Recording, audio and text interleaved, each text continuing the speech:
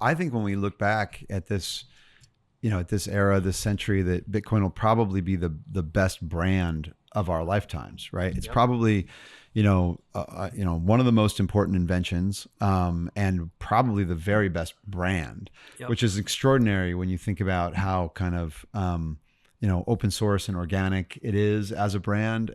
But I also think you just run into the challenge of it being, a bit like a religion in a way. In other words, you're kind of either in or you're out, in that sort of way. But also it's like, like my grandma always used to say, we don't talk about money in polite company, and I think that that's also a real challenge because, how do you talk about it without it sounding like I'm talking about greed, right? And, and having kind of like that new money vibe, whether that's, that nouveau riche sort of thing is almost like it's hard, like it's gaudy by definition in a way. And I think that's why the only way to talk about it is, in that way, I mean, in a cultural way, I think, is you have to talk about what it means, right? And I think the challenge is that, the volatility of Bitcoin is a feature, not a bug, right? And so we have to live with that, right? We have to live with the fact that when it gets more publicity is when it goes up or down, right? But at the same time, you then have to pivot the conversation to be about what it means.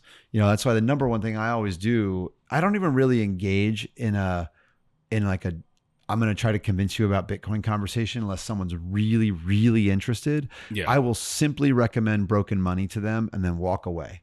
Like, honestly, Tome? Yeah, please, you just hit him with the phone book. But also, like, Lynn's book is fantastic. Don't get me wrong. I love it. But that is a phone because book. I'm trying to have an intelligent conversation. Yeah. You know what I mean? I don't want to have the nightly news soundbite conversation. Yeah. And if you don't want to have that conversation with me, I'd rather just not have it. Yeah.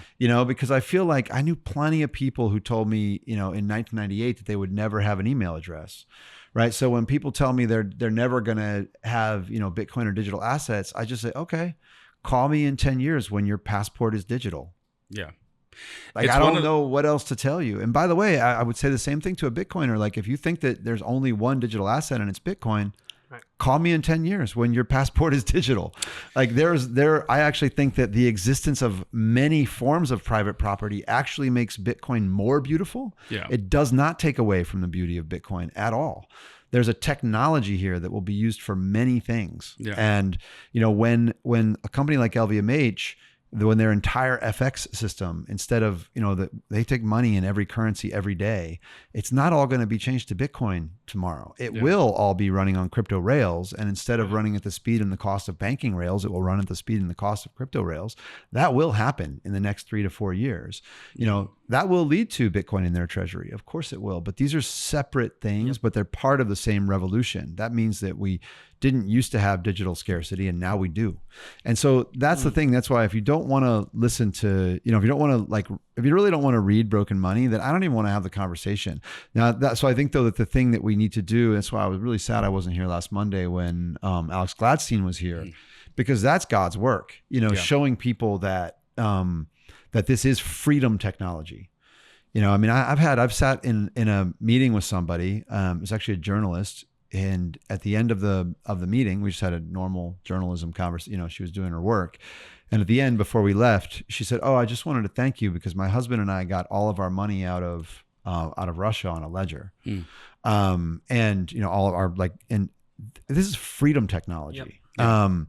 And so, you have to kind of move it into that conversation, because if the conversation is about number go up, I think there are a lot of people that are just like, I don't want to be at this party. Yeah. Like this isn't the thing I want to talk about. And that's fair.